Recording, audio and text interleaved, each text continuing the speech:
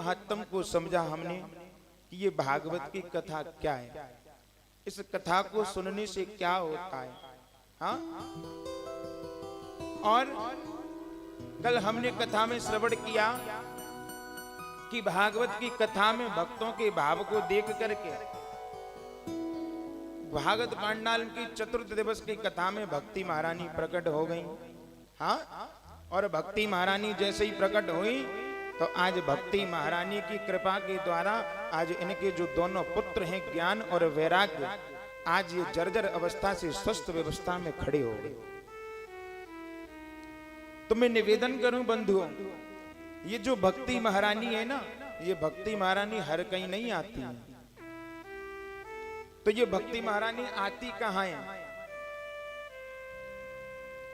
सुमति कुमति सब के और रही। सुमति और कुमति सबके पास होती है, लेकिन हम और आप अपनी इस बुद्धि का ठीक जगह पर प्रयोग नहीं कर पाते। सबके पास ये दिमाग होता, भगवान ने सबको दिया है ये दिमाग, ये बुद्धि सबको दी है कि क्या गलत है और क्या सही है। काम क्रोध मद लोभ सब नाथ नरक के पंथ। यहां बताया कि जो व्यक्ति काम क्रोध मद लोभ और संसार की वासनाओं में उलझे रहते हैं, इनके यहां कभी भी भक्ति महारानी प्रवेश नहीं करती है, कभी भी।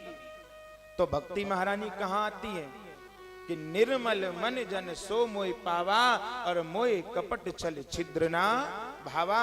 जहां भक्तों के हृदय में भाव आ जाता है, भक्तों का हृदय गुलाब के फूल की तरह कोमल पंखड़ियों की तरह हो जाता है। अगर जरा सी भी हवा लग जाए तो मानो पंखड़ियां झड़ने लग जाएं, इतना कोमल हृदय हो जाता है हमारा और आपका। तो मानो भक्ति महारानी हमारे हृदय में आकर के ही विराजमान हो जाती है। आज भक्तों के भाव को देख करके भक्ति महारानी आज यहाँ पर कथा पांडाल में नाचने लग गई, नृत्य करने लग गई। ये कथा हमें और आपको सीख देती है।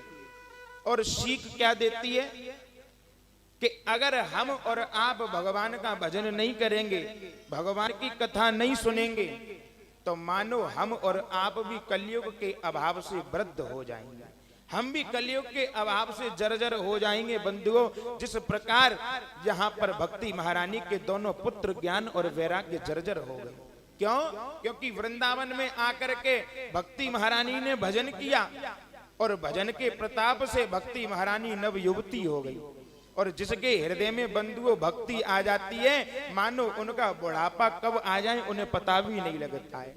हनुमान जी के हृदय में भक्ति आई, हनुमान जी के हृदय में राम जी के प्रति भक्ति है। हनुमान जी का कभी बुढ़ापा नहीं आता है, हनुमान जी हर अवस्था में एक जैसे रहते हैं।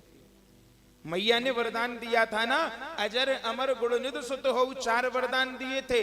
अजर का मतलब क्या होता है? अजर का मतलब ये होता है, देखो इस एक शब्द के अनेक अर्थ होते हैं, है ना। अजर का मतलब होता है कि जिसको अजर होने का वरदान मिल जाए, जीवन में उसका कभी बुढ़ापा नहीं आता, वो बूढ़ा नहीं होता है। और अजर का एक और अर्थ होता है कि मैया कह रही है कि हनुमान तुझे कितना भी जलाया जाएगा लेकिन फिर भी तू जलेगा ही नहीं, अजरा ही रहेगा। अजर का मतलब जीवन में जिसके हृदय में भक्ति आ जाती है भगवान की, मानो उनका कभी भी बुढ़ापा नहीं आता है। और आज संसार में भक्ति कर कौन रहा है महाराज? किसी से अगर पूजा पाठ करने की कह दो तो क्या कहते हैं, जो कि भगवान का भजन तो बुढ़ापे में करेंगे हैं। और बुढ़ापे की तो महाराज ऐसे कह दें जैसे कि जो बुढ़ापे की रजिस्ट्री कराए के लेके आए, जो कि हमारा बुढ़ापा आवेगो ही आवेगो है। ये निश्चित तो नहीं है कि हमारा बुढ़ापा आवे आवे ना आवे।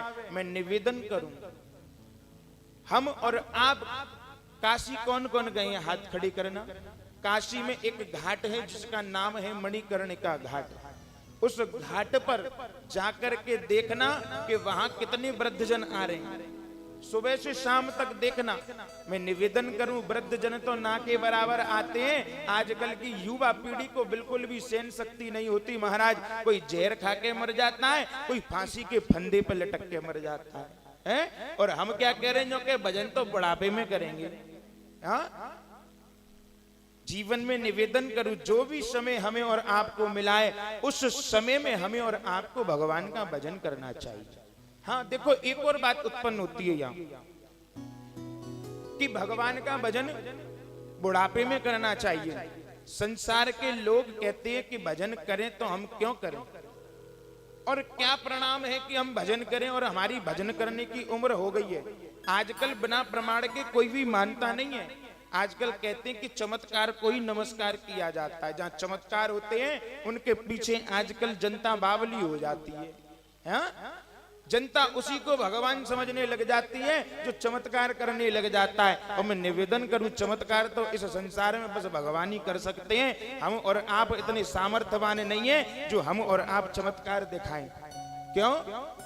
क्योंकि आजकल हम देखते हैं जगह जगह आज ऐसे स्थान बने हुए हैं, किसी के ऊपर तो काली मैया आ जाती है महाराज, हाँ, और किसी के ऊपर हनुमान जी आ जाती है।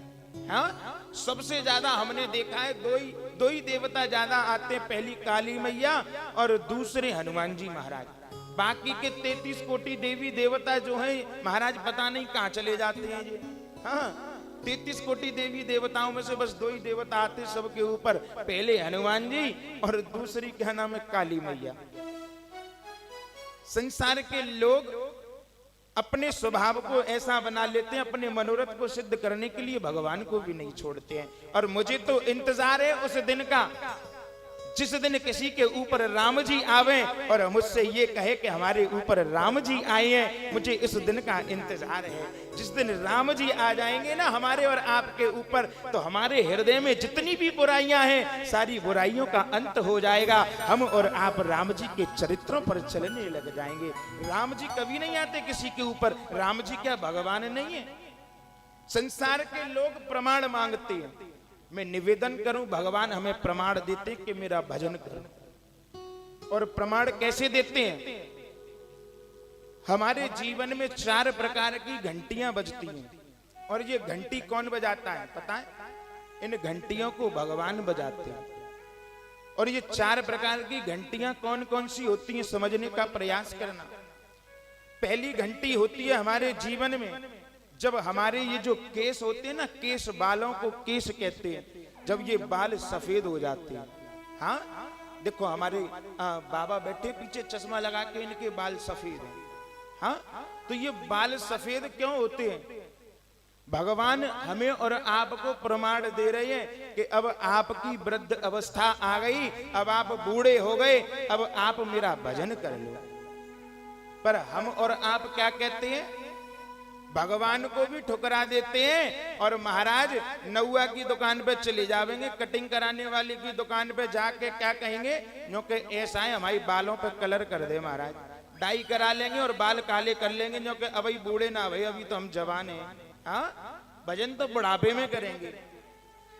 दूसरी घंटी भगवान जीवन में बजा रहे हैं। और दूसरी घंटी कौन सी बजा रहे हैं? हमारे दांतों को तोड़ देते हैं भगवान। हाँ, वृद्ध अवस्था जब आती है तो दांत उखड़ते हैं, नहीं उखड़ते? तो क्यों उखाड़ते हैं भगवान? इन दांतों को उखाड़ने का महत्व क्या है? ये दांत क्यों टूट जाते हैं? भगवान कहते हैं इस संसार में तुम आए और तुमने खूब भोर भोर के अखरोट खाए इन दांतन से, हैं? अब ये दांत मैंने तोड़ दिए, अब तुम मेरा भजन कर लो मन के दांतों से। क्यों? क्योंकि तू बोलना तो चाहेगा राम और तेरे मोते निकलेगी आम। हाँ, जब दांत टूट जाएगा महाराज तो हवा तो निकलेगी निकलेगी, तो राम की जगह आम ही हो जाएगा। भगवान कहते कि बोलने को दी जवान बोलता क्यों नहीं, और आज का बोलना तुझे उस दिन याद आएगा जब तू बोलना तो चाहेगा लेकिन बोल नहीं पाएगा। हाँ, भगवान दांत तोड़ देते कि मन के दांतों से मेरा भजन कर ले। संसार के लोग इतने निष्ठुर हो गए हैं, डॉक्टर के पास जाएंगे और दांतों में भी महाराज नकली दांत लगवा आएंगे, मसाले भरवा आएंगे, पर भगवान का भजन नहीं करेंगे। तीसरी घंटी भगवान हमारे जीवन में बजाते हैं। कौन सी? हमारी आंखों से दिखना कम हो जाता है वृद्ध अवस्था में। वृद्ध अवस्था में आंखों से दिखना कम हो जाता है, आंखों पर मोतिया बिंद छा जाता है बंधुओं। भगवान कह रहे हैं कि संसार में तुमने अपनी इन आंखों से जिसे देखना था उसको तो देखा नहीं, और संसार में